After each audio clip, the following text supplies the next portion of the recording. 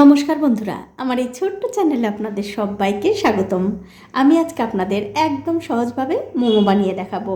আশা করি এই মোমো বানানো দেখার পর আপনাদের ভালো লাগবে। তো মোমো বানাবার জন্য সবার আগে নিয়ে নিচ্ছি 1 বাটি ময়দা, তার সাথে দিয়ে দেব 2 চামচ কর্নফ্লাওয়ার আর দিয়ে দেব স্বাদ মতো নুন। এবার সব কিছু একটু ভালো করে মিশিয়ে নিতে হবে। দেখুন সব কিছু কিন্তু খুব ভালো করে মেশানো হয়ে গেছে। এখন আমি এর মধ্যে কুসুম কুসুম গরম জল দিয়ে খুব সুন্দর একটা ডো তৈরি করে নেব। তবে বন্ধুরা, ডোটা কিন্তু খুব একটা নরম হবে না, একটু শক্ত করেই মাখাতে হবে। আর ময়দাটা যখন মাখাবেন অবশ্যই কিন্তু এর মধ্যে 2 চামচ সাদা তেল দিতে ভুলবেন না। তারপর আবারও কিন্তু সব কিছু খুব ভালো করে মাখিয়ে নিতে হবে। এই দেখুন অল্প অল্প করে জল দিয়ে খুব সুন্দর একটা ডো কিন্তু আমি তৈরি করে নিয়েছি। এখন একটা ঢাকা দিয়ে আধ ঘন্টার জন্য রেখে দেব। এখন দেখতে পাচ্ছেন একটা বাটির মধ্যে আমি মুরগির যে নরম মাংস হয় সেই মাংসগুলো একটুখানি ছোট ছোট করে কেটে নিয়েছি। এবারে এই মাংসগুলো একটা মিক্সিং জারে দিয়ে একটুখানি পেস্ট করে নিতে হবে। তো এই দেখুন মাংসটা কিন্তু আমি মিক্সিতে একটু ঘুরিয়ে নিয়েছি। তবে বন্ধুরা, মিক্সিতে কিন্তু খুব একটা বেশি ঘোরানোর দরকার নেই, 2 থেকে 3 সেকেন্ড মতো ঘোরালেই কিন্তু হয়ে যাবে। এখন আমি এই মাংসটা অন্য একটা পাত্রে ঢেলে নিলাম।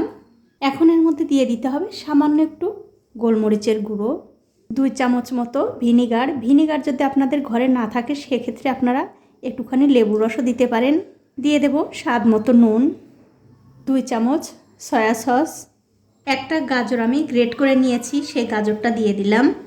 তার সাথে দিয়ে দেবো একটু পেঁয়াজ কুচি। এখানে আমি একটা পেঁয়াজ কুচি করে নিয়েছি, তার অর্ধেকটা দিয়ে দিলাম। দিয়ে দেবো 2-3টে কাঁচা লঙ্কা কুচি, পেঁয়াজ কলি কুচি, আর দেব গ্রেট করে নেওয়া রসুন। সবশেষে এর মধ্যে একটুখানি আদা কুচি দিয়ে খুব ভালো করে মাখিয়ে নেব। তো এই দেখুন সব কিছু কিন্তু খুব ভালো করে মাখানো হয়ে গেছে। এখন আমি এর মধ্যে দিয়ে দিচ্ছি 1 চামচ লঙ্কার গুঁড়ো। ঝালটা কিন্তু বন্ধুরা আপনারা আপনাদের স্বাদ অনুযায়ী দেবেন। আর সবশেষে এর মধ্যে দিয়ে দেবো একটু গরম তেল। তারপর আবারও কিন্তু সব কিছু খুব ভালো করে মাখিয়ে নিতে হবে। দেখুন সব কিছু কিন্তু আমি খুব ভালো করে মাখিয়ে নিয়েছি। এখন এটা ধরে এক পাশে রেখে দেব। এবারে যে ময়দাটা আমি মাখিয়ে ঢেকে রেখেছিলাম তার উপর থেকে ঢাকাটা তুলে নিলাম। তুলে নিয়ে এই ময়দাটা আমি আবারও একটু ভালো করে মাখিয়ে নেব। এই দেখুন এই ময়দার ডোটা কিন্তু আমি আবারও খুব ভালো করে মাখিয়ে নিয়েছি। এখন আমি এখান থেকে একটু বড় বড় করে লেচি কেটে নেব। এবারে এখান থেকে একটা লেচি নিয়ে হাত দিয়ে খুব ভালো করে গোল করে নিতে হবে। আর এই যে বাকি যে লেচিগুলো আছে এগুলো কিন্তু অবশ্যই ঢাকা দিয়ে একপাশে রেখে দিতে হবে।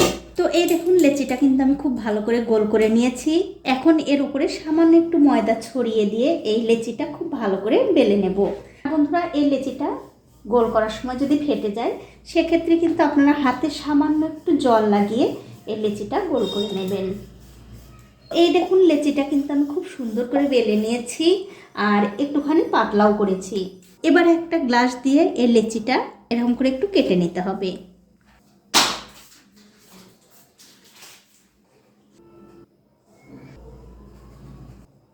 তো এই দেখুন লেচিটা কিন্তু আমি খুব ভালো করে কেটে নিয়েছি।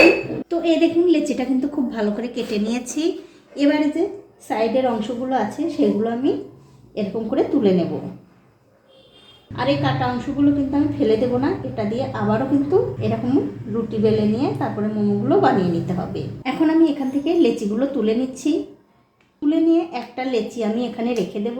এবারে যে চিকেনের পুরটা আমি বানিয়ে রেখেছিলাম তার মধ্যে দিয়ে দিচ্ছি একটুখানি গরম মশলার গুঁড়ো। এবারে এই গরম মশলার গুঁড়োটা চিকেনের পুরের সঙ্গে খুব ভালো করে মিশিয়ে নিতে হবে। তো এই দেখুন সব কিছু কিন্তু খুব ভালো করে মেশানো হয়ে গেছে। এখন আমি এখান থেকে একটুখানি চিকেনের পুর নিয়ে এই লেচির মধ্যে দিয়ে দেব। আর একটুখানি দেওয়ার সময় একটুখানি এরকম করে একটু লম্বা করে দেবেন, তাহলে মোমোগুলো দেখতে ভালো লাগবে। তারপর একটা সাইড ধরে ঠিক এরকম করে অপর পাশে এরকম করে একটু জোড়া লাগিয়ে দিতে হবে।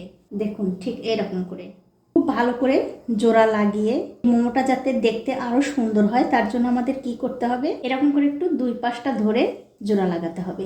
দেখুন কত সুন্দর কিন্তু একটা মোমোর ডিজাইন হয়ে গেল। এটা আমি রেখে দিচ্ছি। আর এই একই রকম করে কিন্তু সবগুলোই বানিয়ে নিতে হবে। তো এই দেখুন এক এক করে কিন্তু আমি অনেকগুলো মোমো বানিয়ে নিয়েছি। এখন আমি এই মোমোগুলো স্টিম করব। তার জন্য দেখতে পাচ্ছেন একটা কড়াইতে আমি জল গরম করতে দিয়েছি। জল কিন্তু গরম হয়ে গেছে, তার মধ্যে দিয়েছি একটা হাঁড়ি স্ট্যান্ড। এবারে এই জলের ওপরে বসিয়ে দেব এরকম একটা ছিদ্রযুক্ত থালা। তো তবে বন্ধুরা এই থালা যখন আপনারা বসাবেন তার আগে কিন্তু অবশ্যই এই থালাতে একটুখানি তেল মাখিয়ে নেবেন। তেল মাখালে কি হবে, এই থালার মধ্যে যখন আপনারা মোমোটা স্টিম করবেন তখন কিন্তু এই থালার গায়ে আর লেগে যাবে না। দেখুন তেল কিন্তু আমি খুব ভালো করে লাগিয়ে দিলাম। এবার এই থালাটা খুব সাবধানে এই কড়াইয়ের মধ্যে বসিয়ে দেব। তারপর যে মোমোগুলো আমি বানিয়েছি সেগুলো একটা একটা করে খুব ভালো করে সাজিয়ে দেব। আর অবশ্যই কিন্তু একটু ফাঁকা ফাঁকা করে দিতে হবে, তার কারণ হচ্ছে এই মোমোগুলো যখন স্টিম হবে তখন কিন্তু অনেকটাই ফুলে যাবে, তাহলে একটার সঙ্গে একটা লেগে যাবে না। দেখুন অনেকগুলো কিন্তু আমি দিয়ে দিলাম। এবারে একটা ঢাকা দিয়ে 15 মিনিট আমি ভাপিয়ে নেব। তবে ঢাকার উপরে যদি কোনো ছিদ্র থাকে সেটা কিন্তু অবশ্যই বন্ধ করে দিতে হবে।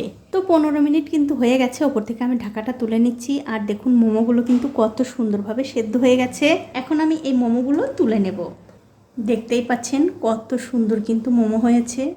এইভাবে অবশ্যই একবার হলেও বানিয়ে খেয়ে আমাকে কমেন্ট করে জানাতে ভুলবেন না আপনাদের কেমন লাগলো।